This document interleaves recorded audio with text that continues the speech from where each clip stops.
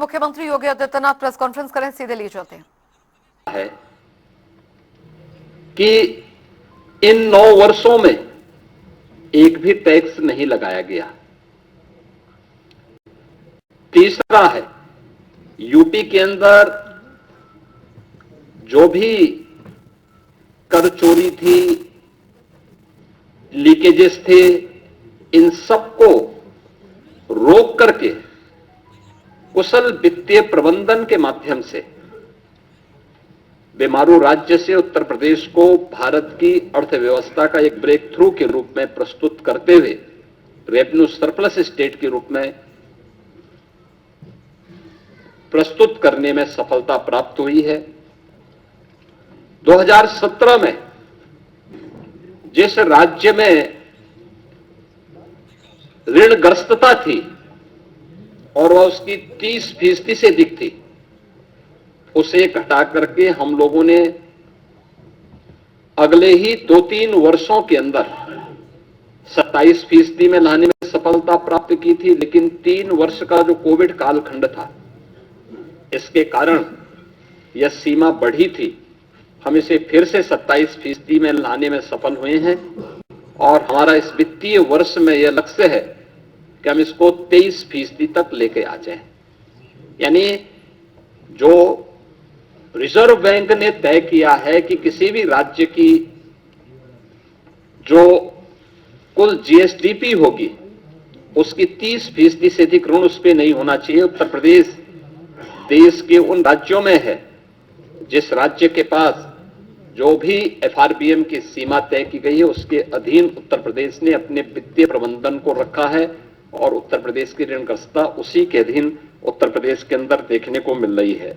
यह हमारा कुशल वित्तीय अनुशासन भी है। बिना अतिरिक्त टैक्स लगाए हुए उत्तर प्रदेश के अंदर वेलफेयर की स्कीम को, इंफ्रास्ट्रक्चर की स्कीम को और प्रत्येक सेक्टर में नई ऊंचाइयों को प्राप्त करते हुए विकास के नित नए सोपान को स्थापित करते हुए आज उत्तर प्रदेश जिस दिशा में आगे बढ़ा है, अपनी अर्थव्यवस्था को मजबूत किया है, उसके बल पर उत्तर प्रदेश आज देश की टॉप 3 इकोनॉमी में एक है। देश की जो टॉप 3 इकोनॉमी है उनमें से उत्तर प्रदेश की एक है। हम लोगों ने उत्तर प्रदेश जैसे राज्य को, हमने देखा होगा कि उत्तर प्रदेश में अब अनएम्प्लॉयमेंट जो रेट है, इसको हम 2.24% तक के नीचे लेके आने में सफल हुए हैं। यह स्थिति 2017 के पहले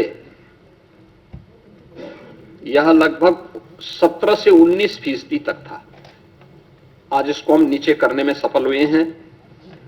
जॉब लेड ग्रोथ को लेकर के हम लोगों ने इस पूरे बजट की जो हमारी सोच है, युवाओं के प्रति समर्पित भाव के साथ जो भी ग्रोथ हो वह उनके एम्प्लॉयमेंट को लेकर के भी हो और युवाओं के एम्प्लॉयमेंट पर विशेष रूप से ध्यान देते हुए एमएसएमई, स्टार्टअप, ओडीओपी और स्थानीय उद्यमियों को विकसित करते हुए बृहद निवेश की नई योजना के साथ उत्तर प्रदेश को इन्वेस्टमेंट डेस्टिनेशन के साथ एम्प्लॉयमेंट जनरेटर के रूप में भी एक बड़ी भूमिका के साथ आगे बढ़ाने का तय। और इसके लिए आपने बजट में इन चीजों को देखा होगा, कैसे उत्तर प्रदेश ने अब उस दिशा में कार्य करना प्रारंभ किया। इमर्जिंग टेक्नोलॉजी को लेकर के आज जो बड़ी घोषणाएं हुई हैं, उन बड़ी घोषणाओं में जो बहुत महत्वपूर्ण सेक्टर है कि उत्तर प्रदेश सरकार जहां पे चल रहा है, आपने देखा होगा उत्तर प्रदेश राज्य में हमेशा इस बात को देखने को मिलता था कि अलग अलग विभाग अलग अलग समय में अलग अलग डाटा प्रस्तुत करते थे। हमारी सरकार ने तय किया है कि हम यूपी के अंदर एक स्टेट डाटा अथॉरिटी का गठन करेंगे। स्टेट डाटा अथॉरिटी या उत्तर प्रदेश के अंदर रियल टाइम डाटा और उसकी रियल टाइम मॉनिटरिंग के साथ साथ उसके लिए भविष्य की योजनाओं को आगे बढ़ाने में भी एक बड़ी भूमिका का निर्वहन करेगा। बजट की जो हाइलाइट्स हैं उनमें से ये भी है दूसरा, इमर्जिंग टेक्नोलॉजी के लिए आर्टिफिशियल इंटेलिजेंस या अन्य सेक्टर में कार्य करने के लिए डाटा सेंटर क्लस्टर की स्थापना, यह भी बजट में इसका प्रावधान, इसके लिए भी धनराशि की व्यवस्था की गई है। मेडटेक और डीपटेक के लिए EI मिशन की घोषणा, यह भी इस बजट के अंदर है, जिससे युवाओं के लिए स्किल युवा को अधिक से अधिक जॉब हम उपलब्ध करवा सकें, इसके लिए उनकी स्किलिंग की प्लानिंग भी इस बजट में, उसका महिला उद्यमी उत्पाद और विपणन केंद्र के रूप में उसे विकसित करना, सी मार्ट के रूप में लोकल स्तर पर SHGs के माध्यम से उन महिलाओं को प्रोत्साहित करने के लिए एक बड़ी घोषणा ये भी है, जिसमें स्थानीय स्तर की महिलाएं SHGs के माध्यम से जो अपना लोकल गांव में, शहरी क्षेत्र में अपना प्रोडक्ट बनाती हैं, महिला स्वयंसेवी समूहों को प्रोत्साहित करने के लिए स्कीम एक महत्वपूर्ण भूमिका का निर्वहन करेगा। City economic zone SCR, Kashi Mirzapur economic zone, Prayagraj Chitrakoot economic zone, Kanpur Jhansi economic zone, ये क्लस्टर डेवलप करने की एक नई कार्रवाई को आगे बढ़ाने के लिए भी बजट में प्रावधान किया गया है। और ईज ऑफ डूइंग बिजनेस के बाद जन विश्वास सिद्धांत, देखिए बहुत महत्वपूर्ण बात है यह जन विश्वास सिद्धांत, ईज ऑफ डूइंग बिजनेस। हम 17 में जब आए थे, यूपी का ईज ऑफ डूइंग बिजनेस में जो रैंकिंग थी वह लगभग 13-14 पे रैंकिंग थी हमारी।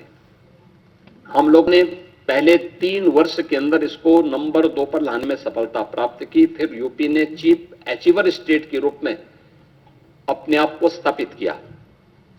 अब हम जन विश्वास सिद्धांत के रूप में निवेश करने वाले निवेशक को सिंगल विंडो सचमुच दिखाई दे, इसके लिए उन सभी चीजों में रिलैक्स करना, रजिस्ट्रेशन, लाइसेंसिंग आदि की कार्रवाई को अधिक सरल और सहज बनाने के लिए हमें इस दिशा में आगे कार्य कर, इस दिशा में इसको अब लागू करने की दिशा में यूपी आगे बढ़ा है।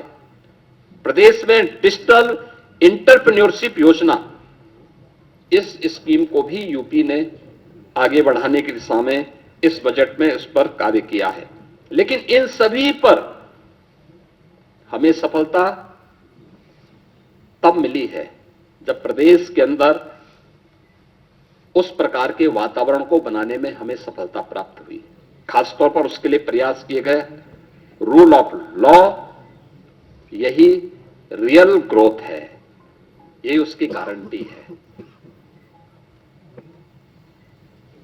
यानी rule of law real growth की गारंटी है। हर व्यक्ति सुरक्षा की गारंटी चाहता है और वह गारंटी आज यूपी दे रहा है। सुरक्षा है, स्मार्ट पुलिसिंग है और त्वरित न्याय व्यवस्था, यह नागरिकों को भी और निवेशकों को भी, दोनों को सुरक्षित और एक भरोसेमंद वातावरण देने में एक बड़ी भूमिका का निर्वहन करता है। इससे प्रदेश में एम्प्लॉयमेंट क्रिएट हुआ है दोनों स्तर पर। अब कोई सोच सकता था यूपी में 50 लाख करोड़ रुपए से अधिक का निवेश के प्रस्ताव आएंगे? यूपी का मृत प्राय सा हो गया MSME सेक्टर फिर से ग्रोथ करके 3 करोड़ से अधिक नौजवानों के लिए नौकरी और रोजगार की संभावनाओं को विकसित करेगा। आज ये यूपी में संभव हो रहा है, आज ये यूपी में दिखाई दे रहा है, यूपी में हुआ है। और उसी दिशा में ये बजट इमर्जिंग टेक्नोलॉजी को फोकस करते हुए आज यहां पे प्रस्तुत किया गया है। इस बजट में कुछ